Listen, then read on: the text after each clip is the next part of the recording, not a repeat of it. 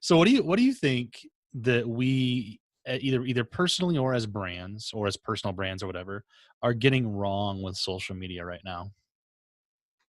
I think, and it's largely because of the way the platforms have demanded it.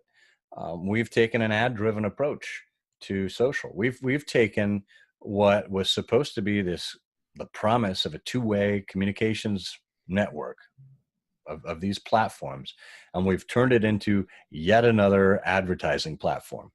It's what Facebook demands. It's what Twitter demands. Hey, buy ads. We're so saturated in our news feeds that we need to dictate what the algorithm looks like. And guess what, brands?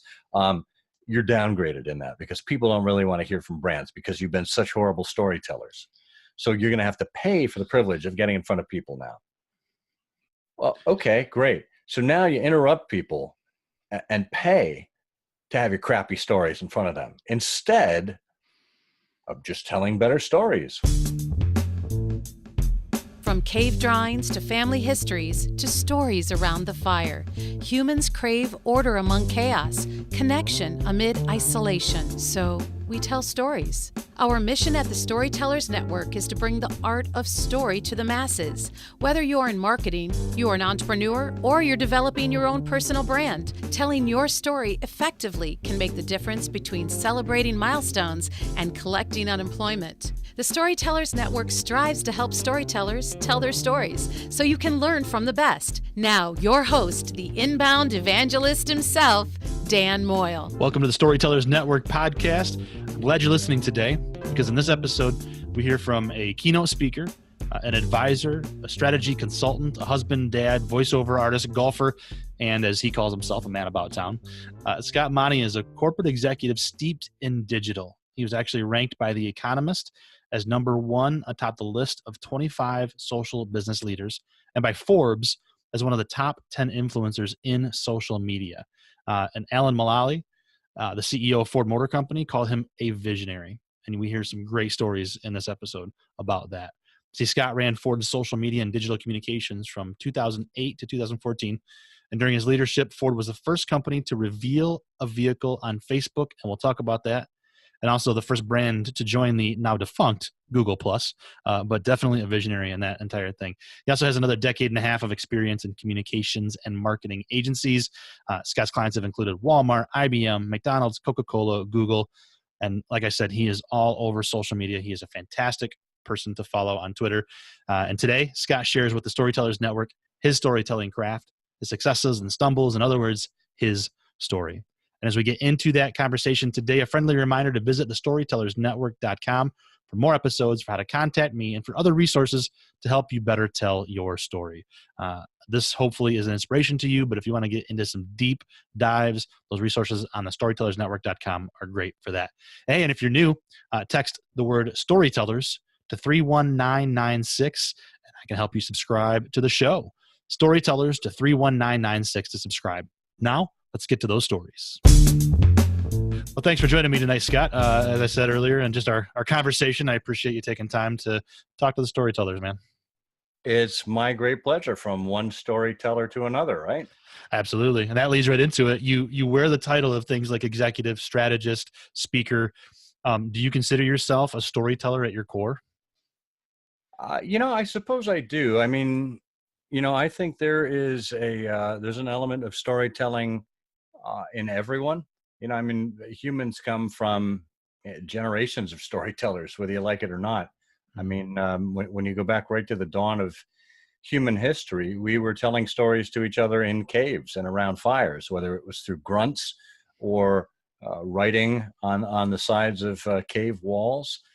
We always had this need to share information with people in a way that was interesting and different. And here's the key: in the years before recording something via writing, a story had to be it had to be handed down generation after generation or from village to village. So it had to be something that was memorable. So if you're warning someone to stay away from an area with tigers, for example, because Dan was out on a trek years ago and he saw his best friend Joe get eaten by a tiger. Well, there's a way to convey that via storytelling. And when you don't have writing, when you don't have other means of communication, you got to do it in an interesting way.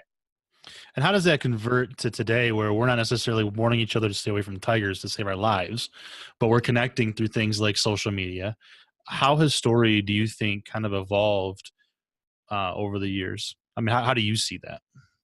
Well, it's interesting because obviously now we have the ability to do, well, I was going to say we have the ability to do more short form content, but that isn't necessarily unique to today. I mean, think back 100, 150 years when the telegram was around. You know, I mean, you weren't writing full length letters with a telegram since you paid per word. So you found a way to be succinct. It's kind of like the first Twitter, I think, right? Absolutely. Same thing. Yeah. So I think what we're up against right now is we live in an era where there is a severe deficit in trust, and there's also a severe deficit in attention. And when you put those two things together, that's lethal for a brand. You know, if someone doesn't trust you and they're not paying attention to you, you know, if you've got one of those things, okay, but you really need both of them to succeed. And I think storytelling allows us to identify people or brands, however we want to think about it, to identify those that are like us, right? That we can relate to in some way. I know empathy is a big watchword these days. Empathy, authenticity, you know, these kinds of things that you hear people talking about. It's nothing new. It's stuff we were preaching 10 years ago at the advent of social media, but we still need it today. And then at the same time, you need to be interesting, and you need to do something where you're not just talking about yourself all the time, because that's a big turnoff. You know, people want something that makes them feel like they're included in something, or like I said, like they can relate to. And if you're just standing around talking about yourself all the time, well, that's just a huge mistake, I think. Right. And do you think that empathy and authenticity are just buzzwords and cliches that have become overused because people don't know what else to say when they're talking about that stuff? Or is it truly we just need to be better at it so we continue to try and do it better? Well, I think they're in danger of becoming overused. I don't think that devalues what they stand for. I do think that it means that that we need to think carefully about this and not just say these things as throwaways. You know, if you believe in the power of empathy and authenticity, I'm sure there are lots of instances throughout your day, throughout your life, when those kinds of things either come naturally to you or they just simply make sense because that's how you act as a human being. Well, why do we forget how human beings like to be treated when we're taking on the auspices of a brand? You know, I think we get too wrapped up in being brand centric and thinking about the brand and getting out of bed and thinking, okay, what's my day about? How am I going to drive my team? What are we going to do with the brand message today? When most people are not thinking about your brand when they get up in the morning. Well, unless your brand happens to be Starbucks. Yeah. That's just the reality. So keeping that reality in mind, acknowledging that people have busy lives, have other focuses, have other priorities, and putting that into play when you're creating your messaging, when you're putting your campaign together, when you're dealing with them online. You know, it's just acting like a real human being. I like that. Acting like a real human being. Yeah, I don't know why we forget that. Yeah. It's real easy to, though. So if you go back to, let's get back to social media and Ford in particular, you know, as part of your intro was talking about your experience at Ford. Can you look back on that time and think, I knew that social media was going to be this big? Did you have any idea it was going to be this important to businesses back then? I did. That was part of the calculus when I took the job. You know, I had interviewed for the job probably late 07, early 08. and I looked at, the way I thought the social media industry was going to mature, and I also looked at the way Ford was going to mature in its product plan, and I figured, by 2010, the two lines were going to cross, and right there in the middle, you'd have this kind of lightning strike, and more or less, that's exactly how the timing worked out, where social media became, really mainstream, and Ford really started hitting it out of the park with its business plan. So, some of it is happenstance. I mean, I had an inkling for this, and bottom line is, I just happened to be the guy that was in the right place at the right time. But you took advantage of that and used it well. Now didn't Ford did something no other automaker had done? You released a new car through Facebook. Is that right? Did I say that right, or like a new model? Yeah, we revealed the 2010, or is it 2011?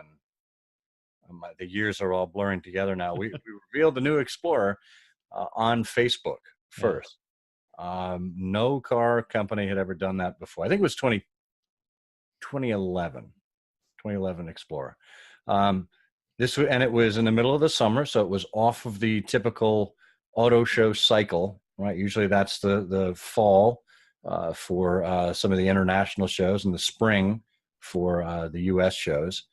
And, we took the world by storm. We didn't have to compete for other news with other car companies as you typically did at an auto show.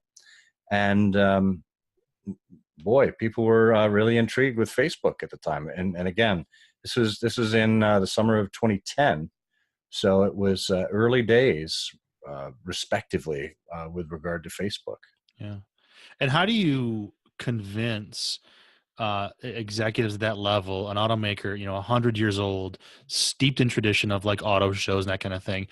How do you convince that entity to do this? And I ask that because I think also, like, even in 2018 now, or whenever somebody's listening to this, like, we still have to convince brands that social media is a good idea. But 10 years ago, I mean, how did you even start that conversation? Well, I think part of it was Ford just had an attitude at the time of being open and transparent and bringing people along and telling the story in a way that brought people along. And we had just a phenomenal leader in Alan Mulally, who was the CEO at the time. Mm-hmm. This is a guy who just embodied everything that was right about Ford and put its new business plan in place. And when you've got leadership like that, when you've got a CEO who's leading by example, who's about inclusiveness and about people working together, and he's about transparency, these were kind of like the tenets of social media, right? Why can't we help each other out? Why can't we share more? Why can't we bring people behind the scenes to understand what's going on?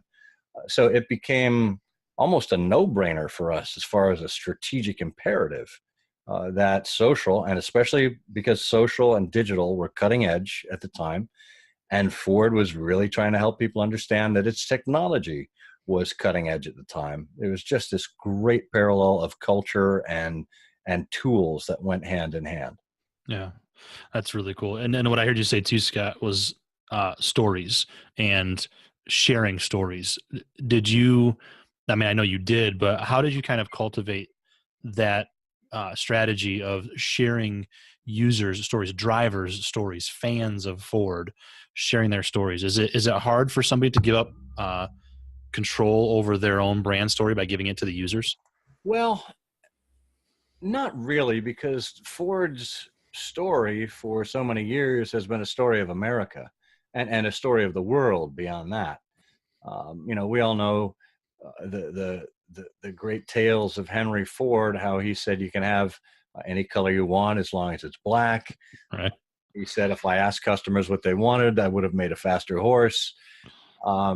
These great, whether they're apocryphal or actual, we had a historical figure who was steeped in the company's foundings and even its presence, and his name is still on the logo today. And that's really kind of that universal human part that just got drawn through from Ford's origins. So it became natural to be able to be a storytelling based brand. I think where it really came to light for us was very early on after I joined the company. Ford was involved in um, the global car meltdown, the car industry meltdown, the car apocalypse, if you will. Yeah. And Ford and GM and Chrysler were all hauled in front of Congress at the time, in front of congressional committees. And Ford was very clear that it was there on behalf of the industry. It was not there seeking any kind of government assistance at the time. And what we had to do, because people just, even then in social media, people saw the picture of the three CEOs in Congress and they thought, well, you're all pieces of trash, right? You're all asking for a handout. And Ford had to go out there, and my team in particular had to do digital hand-to-hand combat, as I like to call it, for 6 months, telling people what we were doing. So we created this site in the 2 weeks in between we were in Congress. We appeared 2 times, and there was 2 weeks in between that. We created this site called the Ford Story, and it was designed to tell what we had been up to. That we recognized that the company needed to be turned around on our own. We took out our own home improvement loan to the tune of $26 billion. We had a plan in place. Let us show you what we're up to. Hear from our executives, read the documents, find other people like you. So the Ford Story became the centerpiece in our storytelling.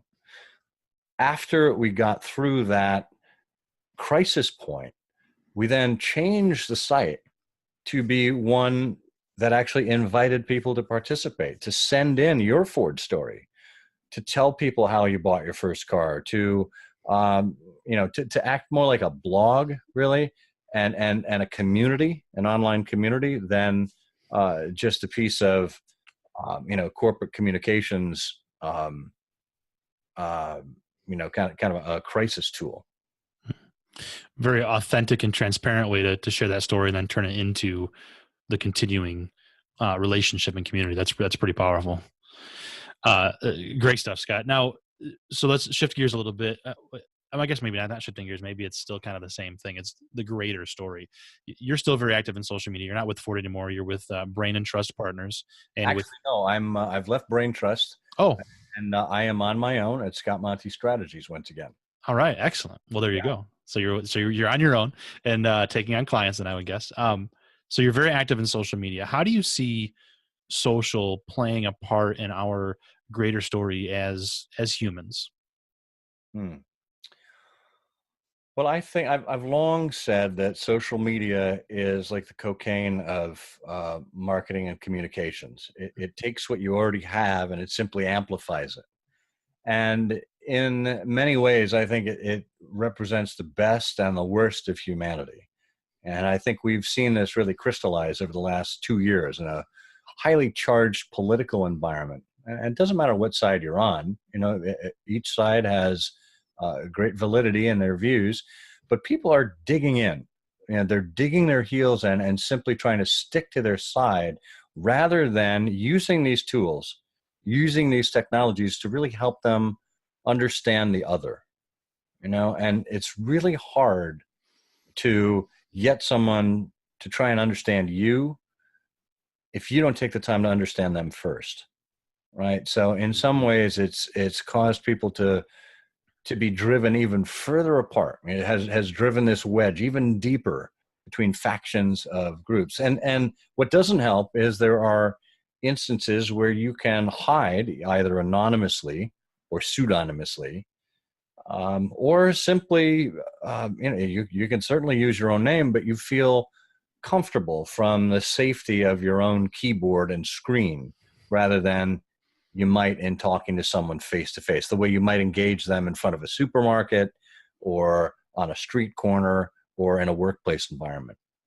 And so in that way, it's reminded us of, the great power of conversation, but also the negative side of humans when we really want to when we want to have our own side heard and don't want to hear anything else. And it's so hard because we are more connected than ever, yet we're more isolated. You know, that vitriol comes through, but we also tend to isolate ourselves into these silos where, well, I don't like what you say on Facebook, so I'm going to never talk to you again. And it just becomes so hard. Yeah, I like what you said, Scott, about it's the best and the worst. Yeah. It's Tale of Two Cities for us. Yeah. Do you think we who have those platforms have a responsibility to be more empathetic and authentic and not be so combative? Yeah, I think we do. I mean, it's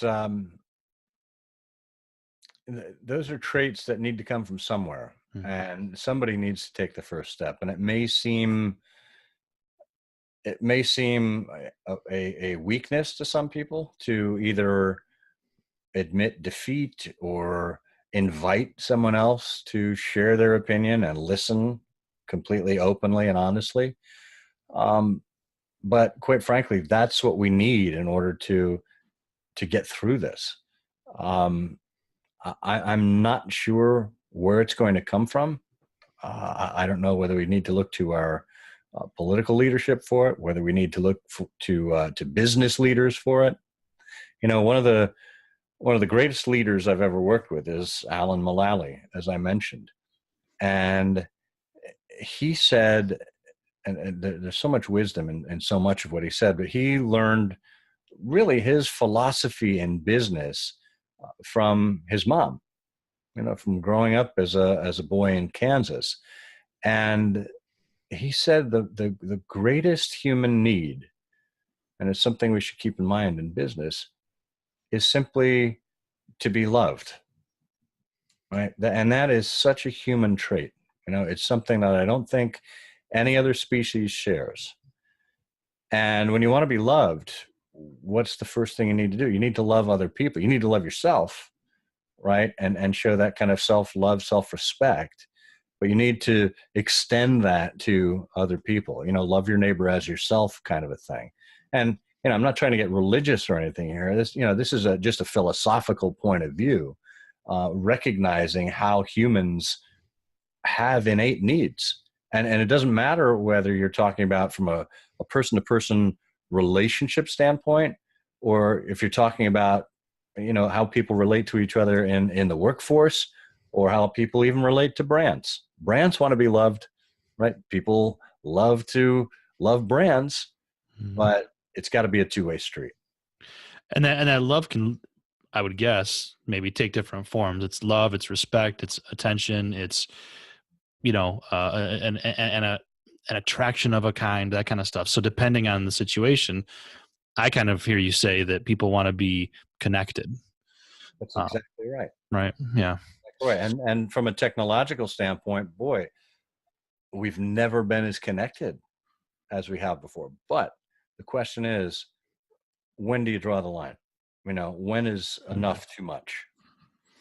And do you think it's an evolution too of, right now, I mean, social media is still kind of in an infancy period when it comes to technology and humans using it. It's only been 10, maybe 15 years at the most. Yeah. Are we just kind of figuring this out still? And, another 10 years from now, it may look different and we may have more empathy and more connectedness? Or, I mean, what do you think about that? That's a good question. I think we constantly hear from Mark Zuckerberg that it's his desire to make the world a more connected place. And, you got to applaud that. That's a wonderful vision for humanity. But at the same time, you have to recognize that, even thousands of years ago, before we had all this technology, there was a reason you had warring tribes. There was a reason that people broke into factions. And there probably always will be. So we're not going to have some kind of utopian kumbaya, one world kind of place. I'd like to teach the world to sing, if I can borrow a Coca-Cola metaphor.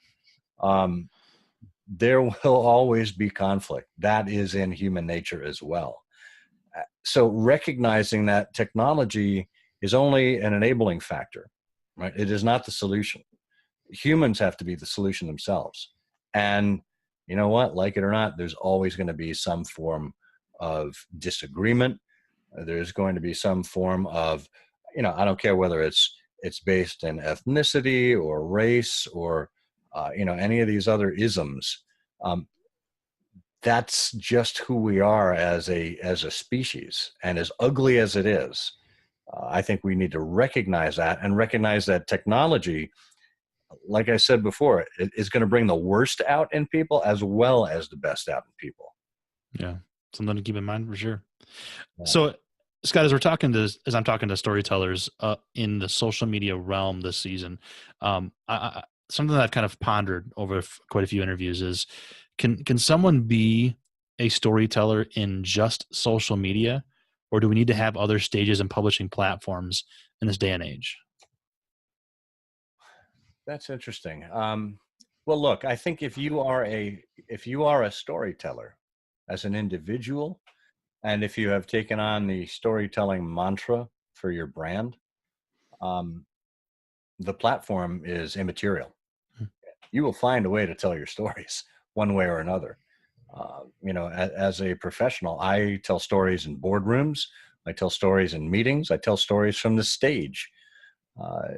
If it's in you and it's a meaningful way of communicating ideas and information, you'll find a way to express it.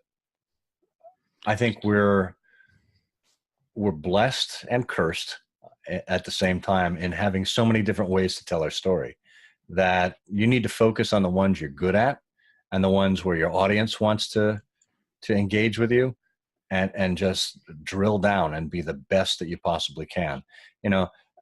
I'm not a video guy. I mean, I can certainly function on video, but I mean, I'm not a video creating kind of a guy. I'm an audio guy. I'm a wordsmith. That's what I like to do. And to say, Scott, you got to make videos every week, it's just not what I do. It's not my creative. It's not really in my creative streak to do that kind of thing. I can do it if I have to, but it's not where I excel. So is writing your happy place as far as a storyteller goes, or is one of those other platforms your favorite? Yeah, I think writing it has always been one for me. As a classics major, as an undergrad, I had to write my fair share of essays, and as a communicator and marketer throughout my career, writing has been a big part of what I do. How I express ideas, whether it's in a pitch deck or whether it's in a blog post, that's how it's expressed. And more recently, as I've been getting into more of the scripted podcast approach. I've had a podcast or two for 12 years now, but on the business side, I haven't really had a scripted podcast until the last couple of years. And I've worked on the formula there, and I think I've come up with a solution that works now, where I write a show every week that's just 5 minutes long, and I write it in my voice, right? And then I take what I've written as the transcript, and I use that content and I publish it on my blog, pretty much word for word, and that's a big part of, where I've come as a writer, as a communicator, is getting comfortable with my own voice and just putting it out there. And even though you're not a video guy, what I heard you say there too, during that part there about writing, is that at least one of my takeaways is multi-platform, multimedia, maybe even audio, writing, blog. You probably use it in Twitter a little bit. So being able to test different platforms is probably a good idea then, huh? As a storyteller?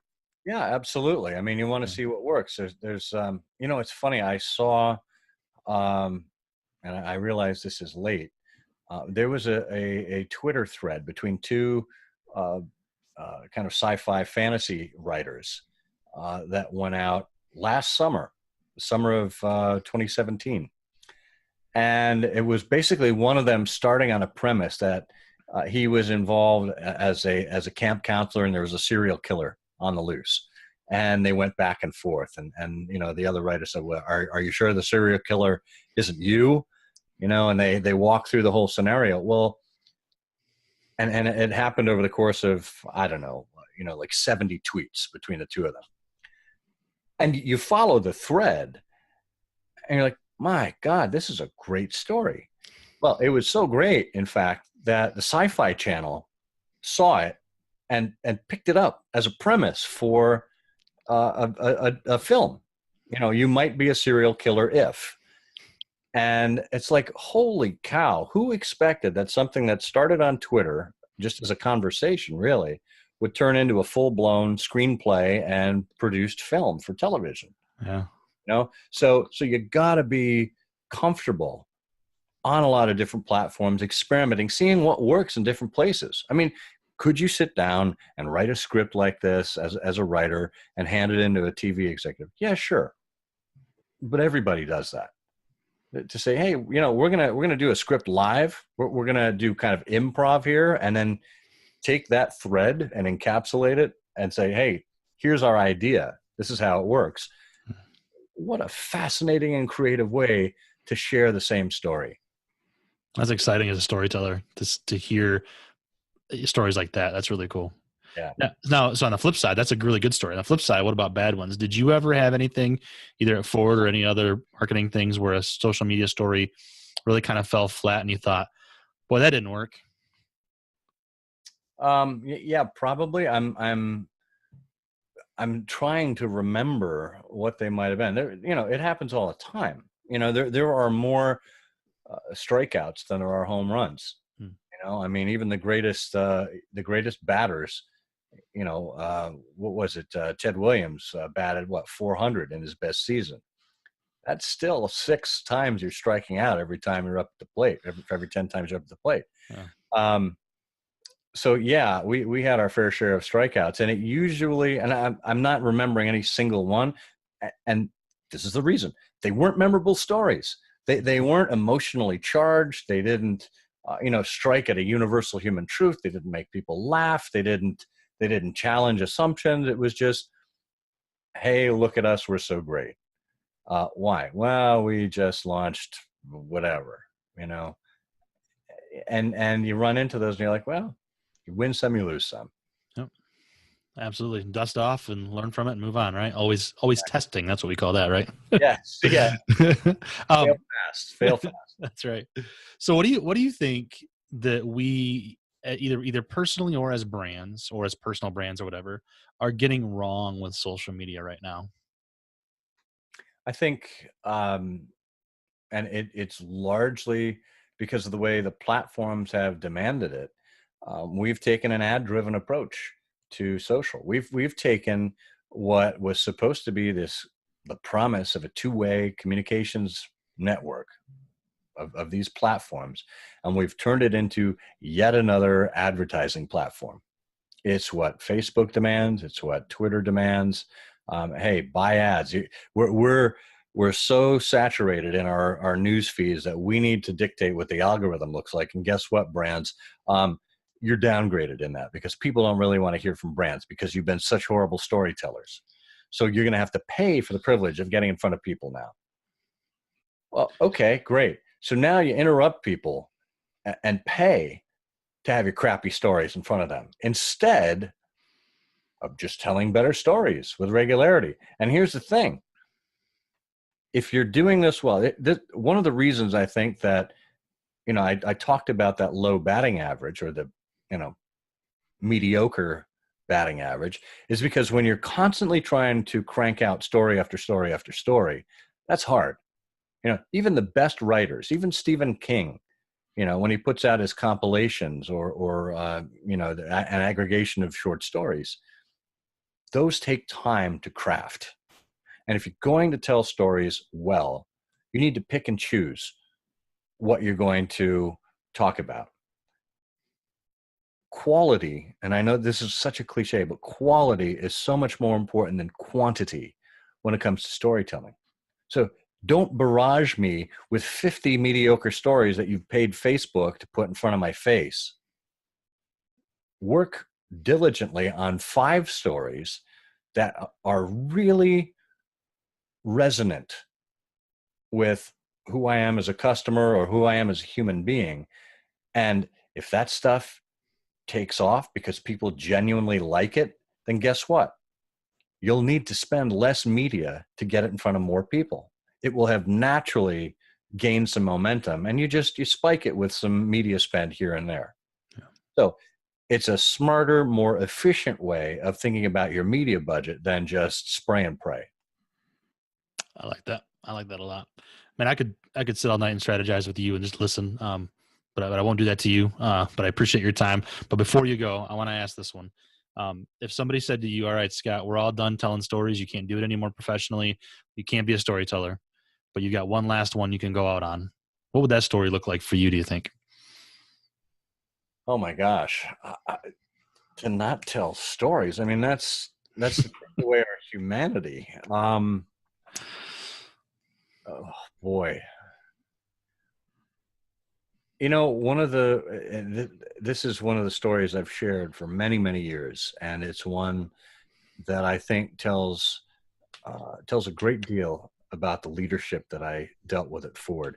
It was December of 2008, and the communications team at Ford was hosting a media scrum, a media event, the month prior to the big Detroit Auto Show.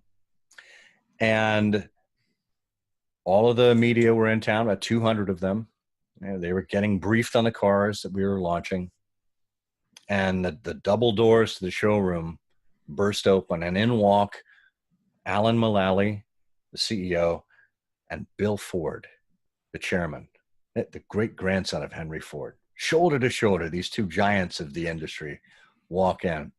And, they were immediately surrounded by everyone. It was just, kind of like I'm dating myself here, but the old Bugs Bunny cartoon where the hounds are chasing after the rabbit. And, they're just all in a clump, right? And they're kind of moving along while they're together. And I was tweeting at the time, just to my own audience. This is before Ford had a well-established Twitter account. And I said, oh my gosh, Bill Ford and Alan Mulally just walked in the room. And somebody from my Twitter audience, God bless them, they said, hey, can you get them to answer any questions on Twitter? And I go, oh, that's fascinating. I never thought of doing that before, like kind of a play-by-play or an interview through Twitter. And again, December of 2008, right? Very, very early days, where Twitter felt like a village. So I went up to Alan's communications director, and I said, hey, do you think Alan would take some questions from the Twitter audience like he is from these media after he's done? She goes, yeah, catch him when he comes out. So the scrum breaks. Alan comes out, and I go, hey, Alan. He goes, hey, Scott, how you doing? You're just friendliest guy, really made it a point to know you. And I said, Alan, we've got some folks that would like you to take questions on Twitter. Would you do that? And he goes, oh, absolutely. What's Twitter? What's Twitter? So, I explained to him, and he goes, oh, that's great. That's great. So right there, I saw that we had a leader who he got in his spirit. He understood the power of communication. It didn't matter what platform it was. He wanted to participate. So we went through about 5 or 6 questions, and then a question came up that said, what kind of car does Alan drive? And I go, this might be like a security issue. Like, I don't know if he's got like guards that are with him all the time and they don't make his route known or whatever. Right. And I turned to his communications director. I go, can we ask him this? And she goes, watch this. Ask him. I go, all right, Alan, what kind of car do you drive?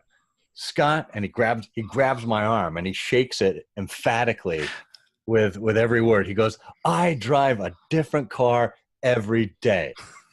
And I go, oh, that's awesome. You drive the whole lineup of all the Ford, Lincoln vehicles.